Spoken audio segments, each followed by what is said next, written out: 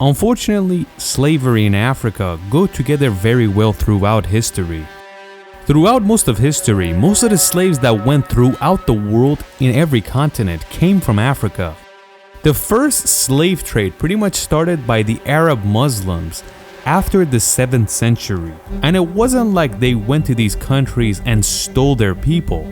It was actually slave sellers that sold it to the Muslims, and the Muslims realized that it's a good price and took them all over the Middle East, North Africa, and even Europe. So in a way, their main source of income for those tribes was to sell their people as slaves, which is truly sad and heartbreaking. After the Arab Muslims were finished, many different cultures and countries came to Africa to buy these slaves. The Portuguese, the Dutch, the Spanish, the British, and the list continues. But this video isn't about slavery in Africa.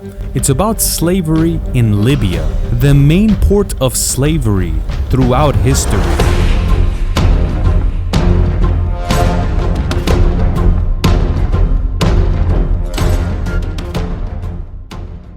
Slavery in Libya started by the Romans, and it wasn't like the Muslim Arabs that went throughout Africa. It's actually when the Romans conquered Libya, they turned the citizens of that area into slaves, and it didn't expand from there. Years after this took place, meaning in the year 643 AD, when the Rashidun Empire takes over Tripoli in Libya, they continue what the Romans did. They enslaved the citizens of Libya, and in a way, they turned Libya into the port of slavery of their empire. They would send different agents throughout the continent of Africa to bring slaves to Libya so they can source and sell it to other places. Throughout history, it has been said that one army general named Musa ibn Nasir, and he would enslave any African he would be confronted with unless they would turn into a Muslim.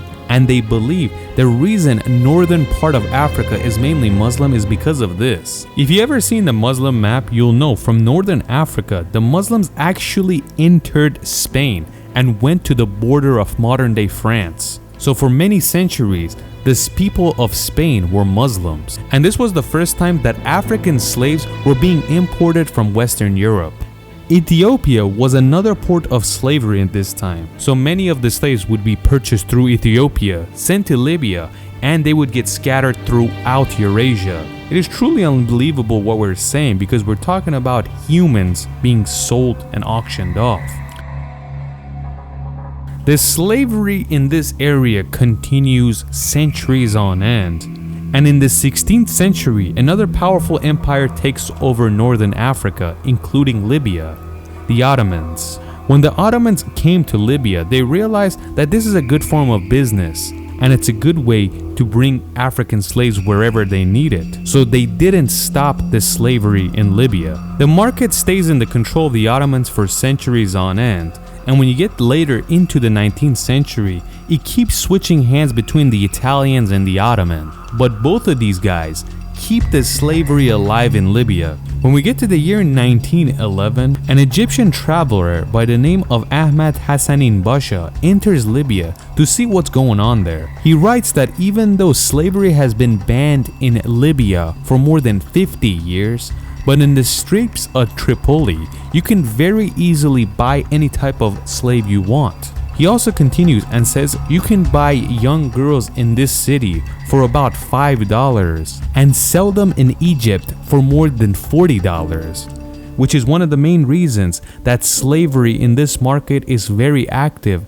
and they continue to let it happen because it's so cheap and a lot of dealers use this route to make money. When we get to the year 1930, this is when the Italians take over Libya. When the Italians are confronted with the amount of slaves, they don't do anything about it just like previously. They allow it to happen on broad daylight. It's at this time when a Danish traveler by the name of Knut Holmboe is confronted with the slavery in Libya. He said that many decades ago, the slaves were 5 pounds each, but now they're about 30 pounds, which is extremely cheap for a human. And that's why he wrote this with shock and later on converted to Islam, and he changes his name to Ali Ahmad al-Ghasiri. When al-Ghasiri's writings reaches Europe, everyone is shocked that the Italians are allowing this to happen in this year, because it has been banned for many years to have slaves. After this news went through Europe, it didn't take very long that Mussolini's men found al-Qasiri and had him killed, and to keep it down low, they stopped slavery in Libya and took it to Eritrea, which is another made-up country that the Italians have control over. Until the year 1944, pretty much at the end of Mussolini's regime, the slavery continues in Libya and Eritrea. After Italy is defeated, Eritrea is now in British hands, and Libya gains independence, and Muhammad Idris I becomes the king of Libya.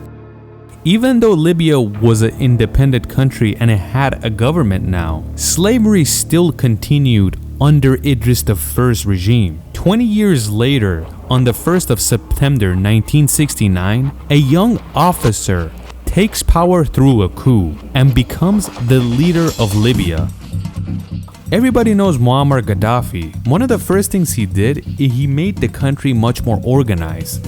And one of the main things was to remove slavery from this country. So for the very first time, Libya had no slavery going on in it. And it had a very organized regime controlling it. Gaddafi holds power until the year 2011. And through the revolution, his own people kill him in the streets. This was one of the worst things to happen for Libya. We're not saying Gaddafi is a great person, but he brought law and order to the country of Libya, and for the first time it was actually a peaceful place.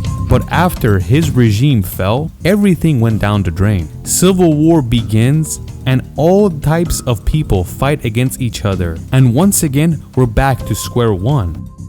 When there is no order in your country, what happens?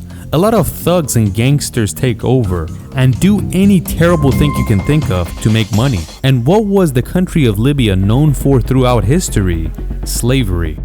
Yes, in the 21st century, slavery began once again in broad daylight without anyone saying anything about it. A lot of kidnappers go to different parts of sub-Saharan Africa and steal young men and women and send them to Libya so they can sell it elsewhere. They steal young children to harvest their organs even, not just for slavery. Until the year 2017, meaning 6 years after the civil war had begun, a lot of people didn't know what's going on in Libya. And then a secret video is taken of a slave trade business and it's sent to CNN, a video that's showing a slave auction. And a few months after this, Al Jazeera decides to visit different parts of Libya to film these videos, these prison-looking shacks where slaves are being held. They even show videos of these quote-unquote slaves being tortured with different methods. They would even shock them with electricity and burn them with fire. After these videos came out, a lot of experts throughout the world, including the United Nations, was trying to figure out how did slavery come back so quickly and why is there so many slaves in this country. They very quickly realized that most of these slaves are sub-Saharan Africans that are trying to come to Europe.